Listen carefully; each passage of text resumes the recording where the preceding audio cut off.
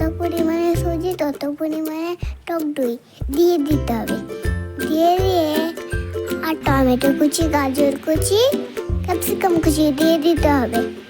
হলুদ গুঁড়ো দিয়ে দিতে হবে, জিরে গুঁড়ো দিয়ে দিতে হবে, অল্প পরিমাণে নুন দিয়ে দিতে হবে। দিয়ে তো মিক্স করে নিয়ে জল দিয়ে দিতে হবে। দিয়ে 8 ঘন্টা চাপা দিয়ে রেখে দিতে হবে। রেখে দিয়ে তারপরে হলো কড়ায় তেল গরম করে ওটা দিয়ে দিতে হবে। কিছুক্ষণ চাপা দিয়ে রেখে দিলে তারপর তুলে হয়ে গেল সুজি উত্তাপাম। এটা খুব তাড়াতাড়ি হয়ে যায়, তোমরা ট্রাই করতে পারেন।